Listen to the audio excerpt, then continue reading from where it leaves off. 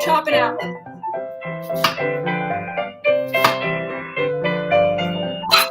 Happy to be here.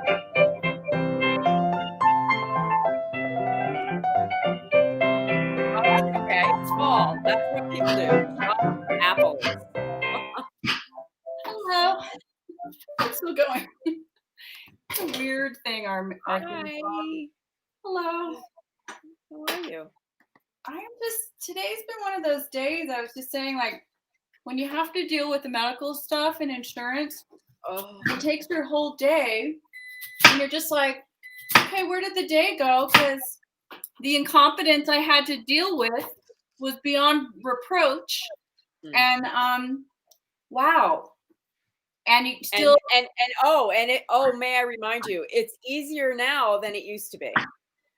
That's right. And I was reminiscing and thinking back to when my second son was born, that was before pre-existing conditions were allowed, and it was hellacious because he was born with an issue with that, and I couldn't get his surgery done, and it was insane. And the stress involved, and how lucky we are to have this. And of course, the ACA is not perfect, and believe me, I want it improved. But if you don't have that, I mean, we're going to go back to hell. The nightmare that it used to be, man. It's just, people couldn't leave their jobs and find another job if they had already been. I was one of those people. Yeah. Yep. You can't leave because you can't get insurance anywhere else. Yeah. So it was like being a slave. It's pretty bad when you can't. And you know what's really interesting is I was talking to a friend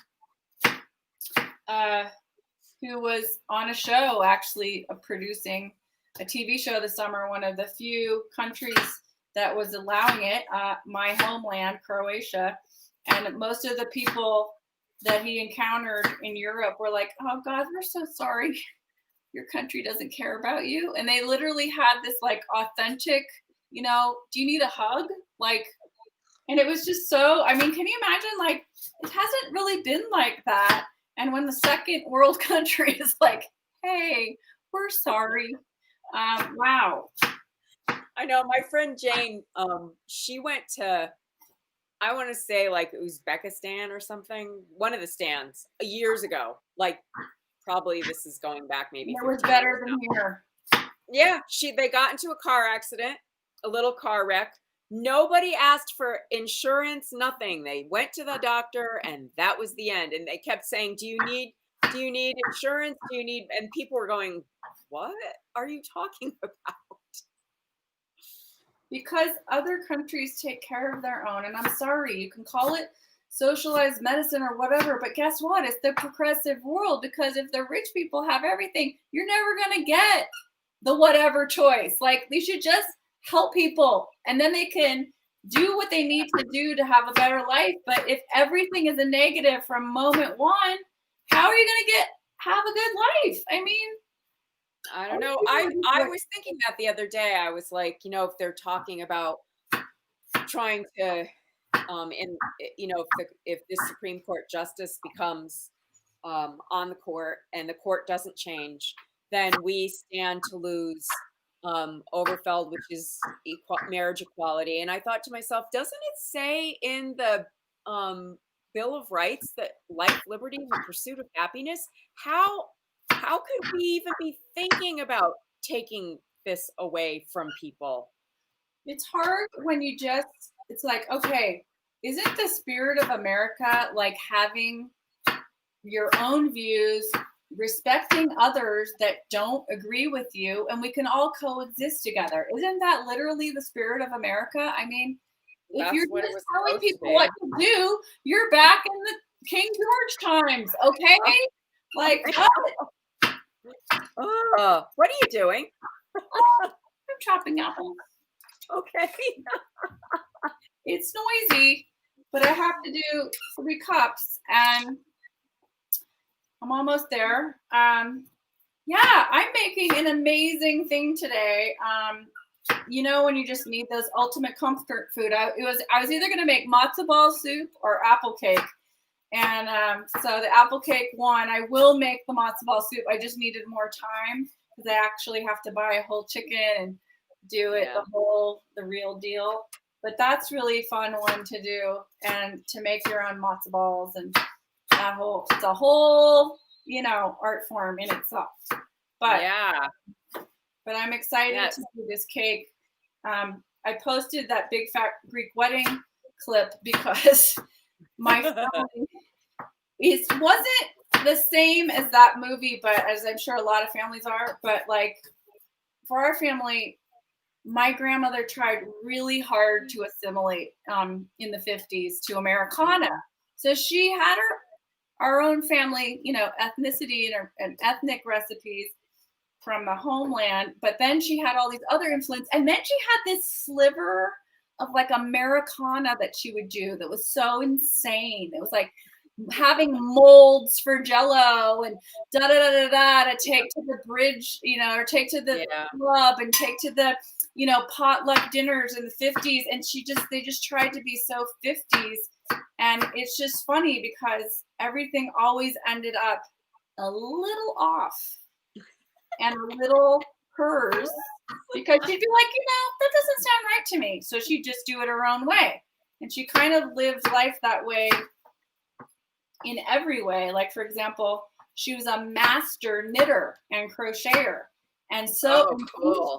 I mean, she made coats, you know, during the war years for fancy department stores.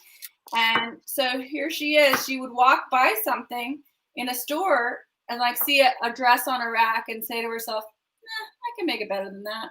You know what I mean? And then she would just eyeball it in her brain, look at the details, and then go and create it in her sewing room at her house. Let me tell you I'll tell you a story. Somebody's saying they have apples and they want to make cake too. Well, this was a great one. Well, when I was in New York modeling, I was in a competition and I needed a gown, which I could not afford. So I picked one out. I think it was in Lord & Taylor. And I went into the dressing room and I brought my measuring tape and my sketch pad, and I measuring taped and sketch pad the whole dress. And then it had rhinestones all the way down it. So then I went into the area of New York where you go for all the fabric and stuff. The garment district? Well, yeah, where you can get all the fabric though. Yeah. And so I went until I was poking around in all the fabric stores, and I just love doing that. But I couldn't find the right fabric that had all the rhinestones on it that I could afford. So I bought the right fabric, and then I bought the rhinestones, and I put the rhinestones on the dress by hand myself. One by one. Oh my God, Debriana. And I made the whole dress, and then I won the competition. Were there any photos of this? I probably have something somewhere. I think you should post this. We want to see this dress that you made. What was it? Who can ever find it? Do you remember the designer? Who was the designer? Oh, no idea. Yeah. I probably didn't even look. I was just madly looking for a dress that I knew I could recreate, that I liked, and that I wouldn't be too long in the dressing room with my measuring tape. It's amazing that somebody didn't ask you to leave. I know, it was. I think I went back like 2 or 3 times at different times to try and get the measurements right. But wow. It was Okay, so funny. People are wanting to see this, so you got to find the picture. Yeah, I don't know. I have millions of pictures stuffed somewhere. Who knows where that one is? But my dad might have one. Then you won the contest. I know, it was fun. The reason I actually went to New York was I wanted to go to FIT. So I was just sew, people. She knows how to sew. Yeah, I can really sew. So anyway, I was in the contest and I thought, I'll just do this and then I'll get money and go, and then I'll be able to go to FIT. But one of the judges was a theatrical manager, and she plucked me out. And she's like, "Oh no, you can always go to FIT. You got to go now." and study and be an actor and do this while you're young. Wow. So that's what I So did. you kind of got discovered. You're kind of. Yeah, kind of. Yeah, there was another time too. I was in I had gone from upstate New York, and I was living upstate New York, and I went into the city, and I was terrified. It was the first time I was there by myself, and I was completely like overwhelmed by the size of the city. And I had my portfolio with me, and I was going around to agencies, and I had gone into, I think I went into Elite first, and they held my feet down so that I so that I wouldn't push up on them. So, cause you had to be 5'8", and I was 5'7.5". Oh my God. So they sent me away, and I probably went to, I don't know, 5 or 6 agencies and kept getting turned down. And I was so at the end of my rope.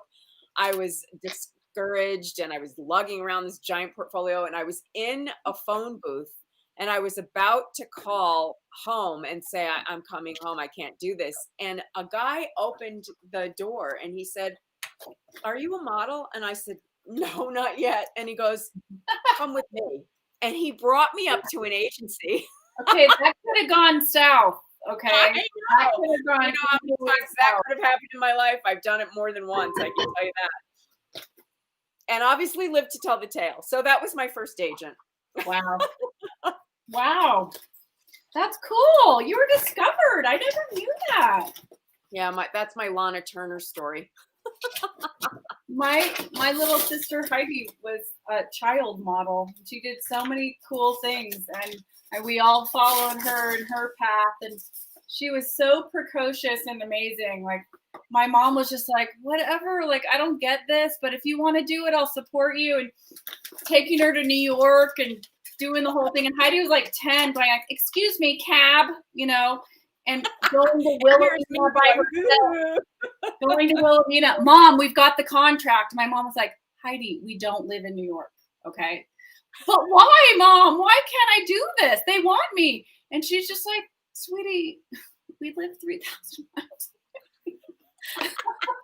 And you're 10, okay? Yeah. All right. So yeah, I was discovered in a phone booth. Yes, I was. You were discovered in a phone booth. What are you doing? Tell me what you're doing. Okay, so I'm going to tell you what I mean. So the first thing you do, here's the great thing about this batter. It's so easy. It's almost like making banana bread. There's no big deal. There's no whipping of the egg whites or any hard stuff. The hardest part, to tell you the honest truth, is greasing the bun pan well, so that you don't want it to stick. But I'll do that afterwards. But so right now, I'm just creaming sugar and butter and eggs and vanilla and a little bit of lemon zest. So what I've put in so far is 2 cups of sugar. There's a lot of sugar in this. And then you have the caramel glaze. So a cup of white and a cup of brown. And then 3 eggs. Okay.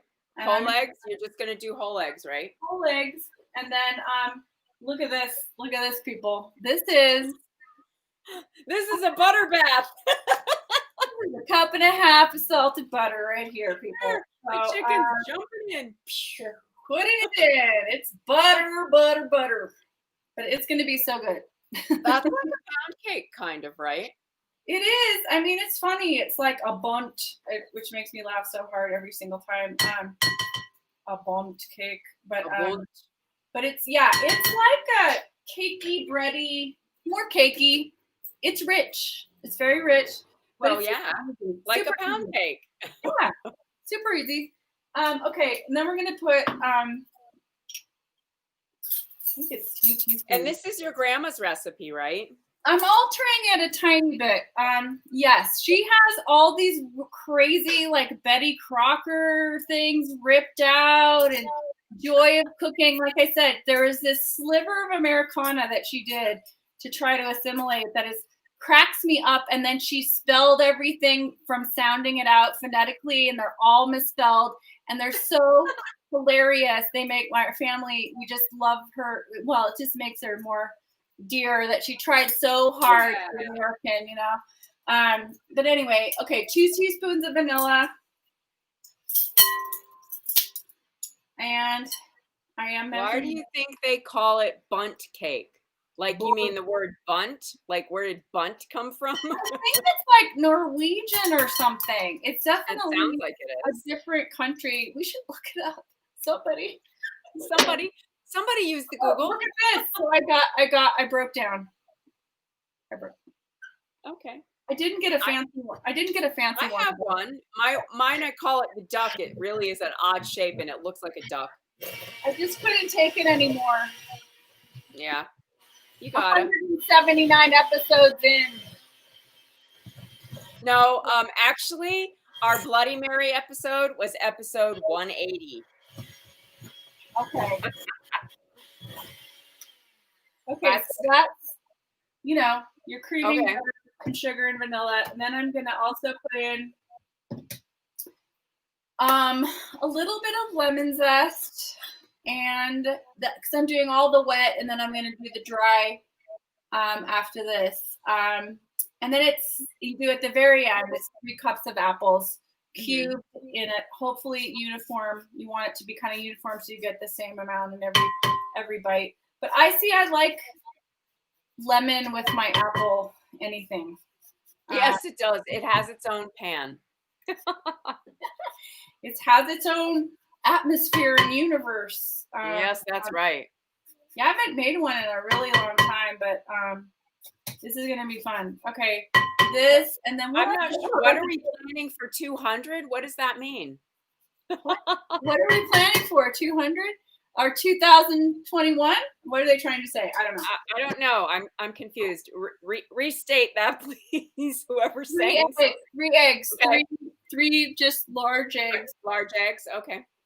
I always buy large just for reference. I never buy a different size. Me either. I always buy large too. And now I'm wearing jewelry because I think we need to have Zoom jewelry.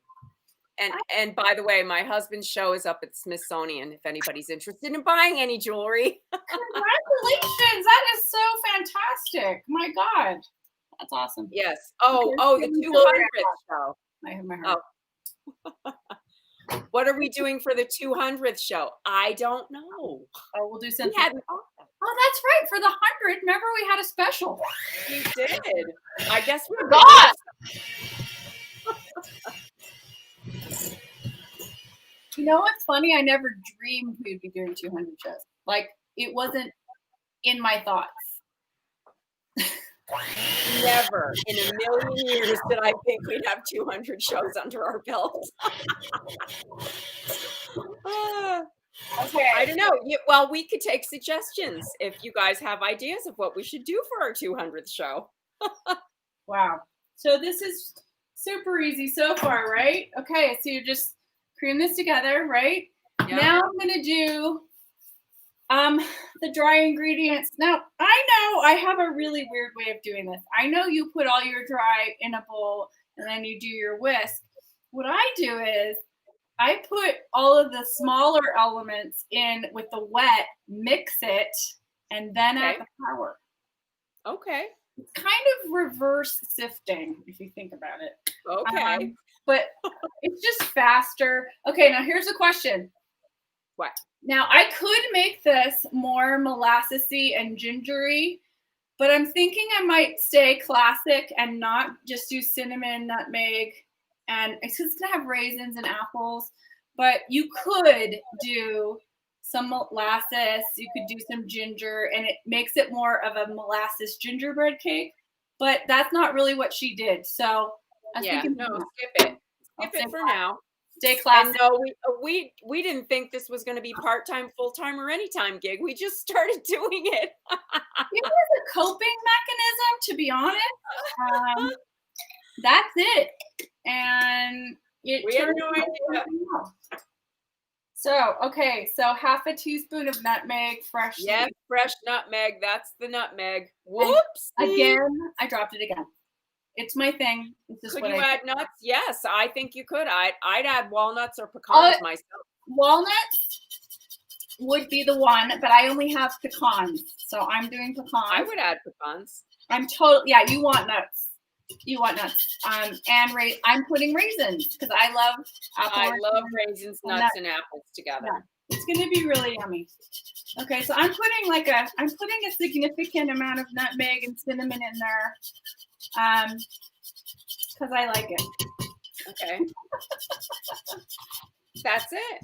Yeah. Now that's the measurement, significant amount. Significant amount. I mean, How about the cookbook? Is it coming along? Yes, it is. just trust us.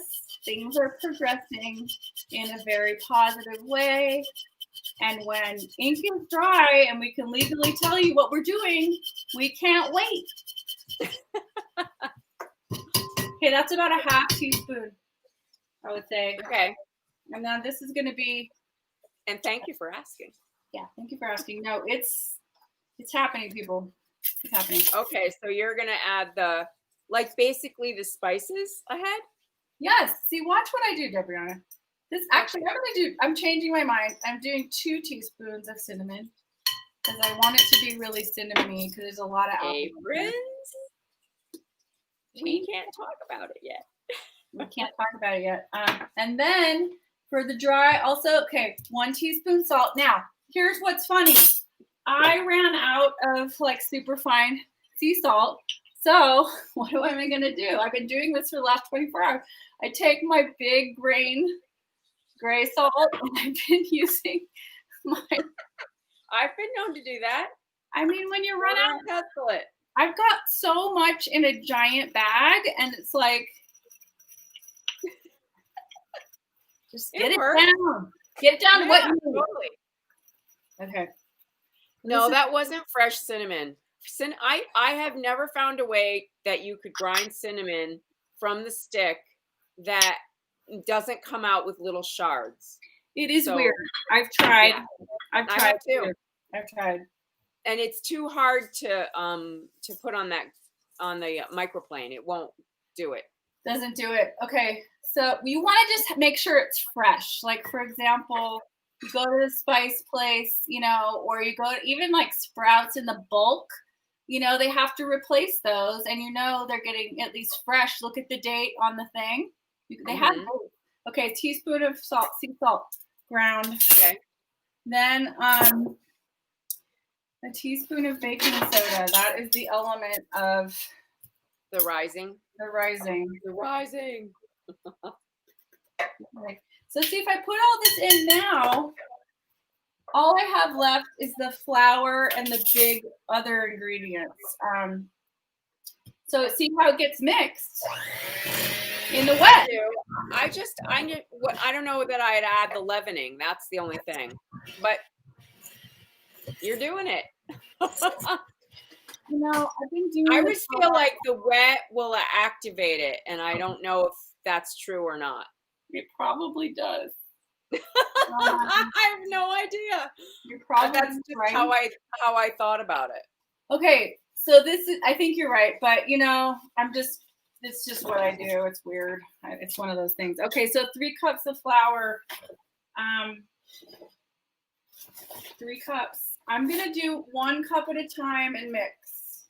You do that? Okay. Or do you put the whole thing in? No, I don't think I would do that 1 at a time. If I was doing it, it'd be in the standing mixer, and I'd be adding You'd be adding it on the side. Dry ingredients little at a time. Yeah. You're don't even ask me how I do it.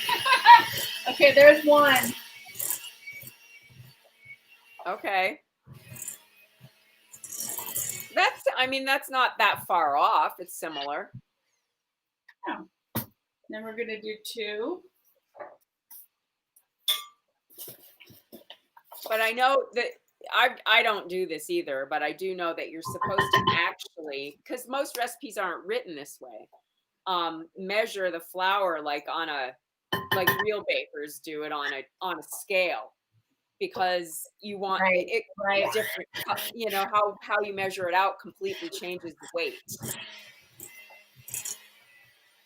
But you know me, I stir it first before I measure the cup out. This is looking good. Okay. Now, last cup. And then it's the apples, raisins, and nuts. And then we're going to put it in the bunt. In the bunt. Easy but we boot, have yeah. to. So did you grease it yet, the pan? What? Are you going to grease and flour it, or just grease it? I have to grease and flour it. Okay, Yeah, that's what I would think. The pan is the most nerve-wracking thing of all because No, you know what? You know what's an easy way? I'll tell you this now that what's the easy way? you can't do it. What? If you get the Pam spray that's for baking that already has the flour and the grease together, that is the easiest way to do a bundt pan, and it's really the only time I use it because getting into those little crevices. I know. See, I'm a little panicked about that. I have to admit. So I'm just gonna do my best. You know what I mean? Like That's all you can do, girl. Hey, that's all we can all do right now. Right. So I'm gonna let's see, where's my, here it is. I'm just gonna, this looks looking good to me. I need to add the apples and the raisins and the nuts. Okay. So we got this going on. All right. So are you going to mix them all in, or are you doing like a streusel thing in the middle? I could do that, but I think I'm going to mix it. Okay. So here's those are apples. put the apples in. And you didn't mix those with any lemon juice or anything. You just cut them. I did. I put lemon zest. I mean, you could. Yeah. If it were, you know. What kind of apples? Honeycrisp apples. Oh, I love Honeycrisp. That's what I baked the other night. So this is in. You want to do it last, and you want to do it with a spatula, not the mixer, or else it will maim everything. Okay, mix that through. Then yes, you could use butter instead of shortening to grease the pan. Absolutely, I usually do. I'm going to use butter. Yeah. I'm going to melt the butter. I'm going to paint it with my brush. That's the other way. Yep. Get in the crannies, and then I'm going to do the flour, which I know how to do. You know, once I get all the oil in there, it'll be easy. But yeah. So this is a cup. So this is a quarter cup. No, there was no squeezy episode today. I'm using golden raisins because I love them. I do too. In this cake, it's going to be good. And then, how much are you putting in? Cup. Okay. And then the last thing is a cup of pecans, and I brought some chopped ones already. Okay, and they're not toasted or anything. They're just raw. Should have toasted them. You don't have to. I know, but should I? Well, it's too late now. I don't know. You don't have to. You know me. I'm the toaster. I know. I'm the toaster queen.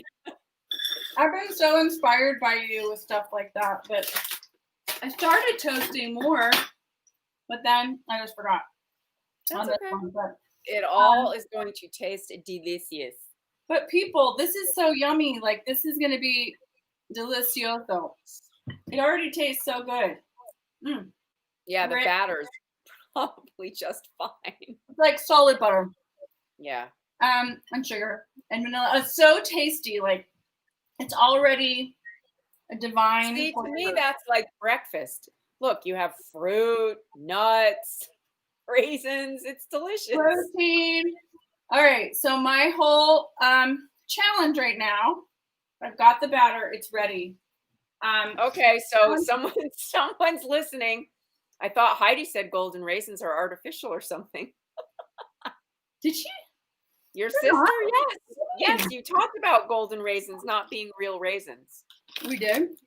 Yes, you did. We did? Oh, they're treated with sulfur dioxide. Yeah. That's what makes them golden. Because raisins aren't golden. I mean, I have white grapes. Oh, Holly. Maybe Holly said it. Holly told us? Somebody did. But yeah, it was Holly. It was Holly. Okay. It was Holly. Look, we're talking to Holly tomorrow. It's her Holly's homegrown. Let's get a party on it tomorrow. Not that I don't believe whoever said that. It's just I want to know more about it. But I do love them. Okay. I hope Holly's not watching. Holly's like, Why are you using golden raisins? I use them in so much. I love them for baking. Do you? I Okay, tend not to. so I'm gonna do this fun. It's gonna happen. Okay. There it is. I have the same pan. $12.99 at Target. No, mine is the Martha Stewart one. It weighs 1,000 pounds. Oh, you have a much nicer one than me. Yeah, it's really heavy. Yeah. My grandma had so many different beautiful, which I don't have one of, which I wish I did, just those Christmas shapes and Yeah. mountains and different. My friend Jane gave me a pan like that, a baking dish that it's two-sided and it comes together and it's a beehive. The shape of a beehive, and I've never baked in it. I shouldn't. I've had it for years and I've never used it. You should make Yeah, it's something really like pretty. that. I should make something with it. I don't think I've ever baked anything in it. Oh, that sounds wonderful. Okay, so I'm gonna melt the butter and do this now and put it in the oven. So what you do next? It's Peggy. Yes, Peggy, you did get the finger episode right. No, we're not questioning you. We just can't remember. We do not have a Peggy mind. I believe you. All I'm saying is let's have Holly explain it again tomorrow. Yes. I know I'm in the wrong and I'm just okay with it. Sometimes that's okay. Flavor over, some chemicals.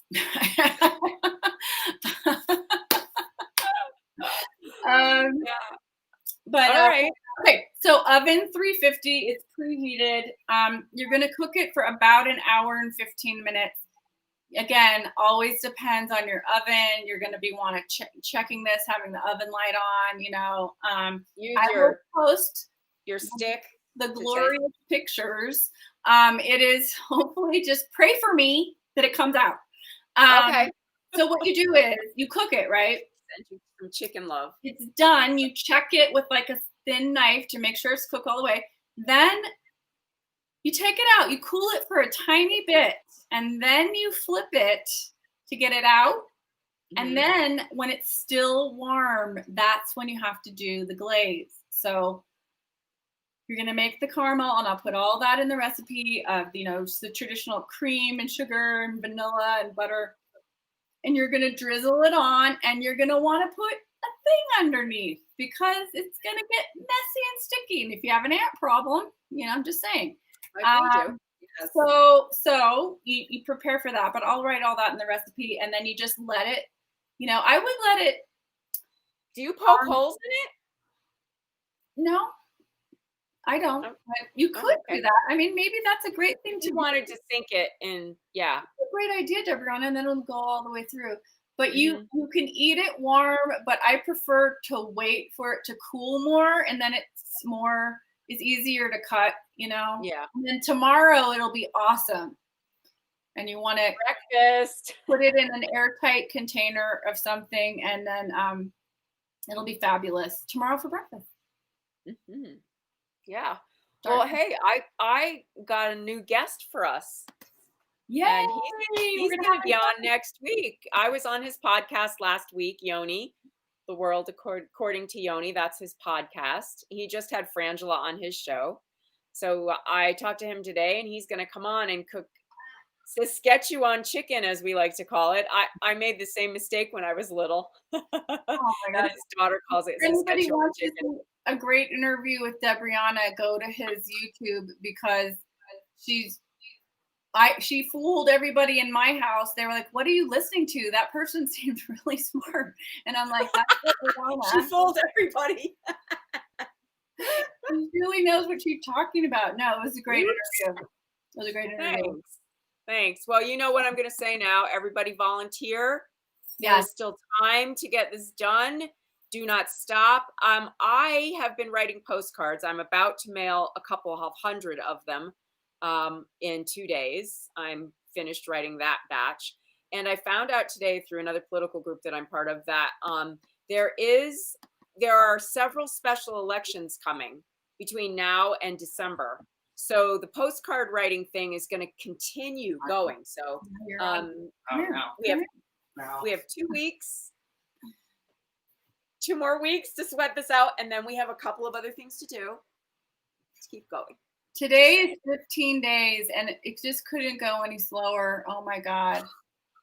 But just hang in there, everybody. Do what you can do. If you can't volunteer your time, donate. There's so many micro donations you can do that make a difference. You know all the sites. We talk about it every time. Yeah, defeat by tweet. I'm doing that one. You can donate like $1 a tweet and set a cap for the month of his tweets. There's tomorrow night is a benefit for Wisconsin Democrats. And that is going to be with the great Sarah Cooper and a bunch of comedians. It should be hilarious. So that's another thing you can do. There's so much going on in the art community to do fundraising. So just get on social media and you'll find something. I mean, there's a lot. There's a lot going on. And if if you can, these phone banks and postcards and volunteering are. I did text banking yesterday. It was fun. Yeah. So, just do it. Is what I gotta say. Just go. Do it. Yeah, we'll be seeing you guys tomorrow. Episode 182, because this is 181. 181, Lisa. Can I lick these now? I would. You guys be safe. Everybody wear a mask. Thanks for watching. Go to our YouTube. Subscribe.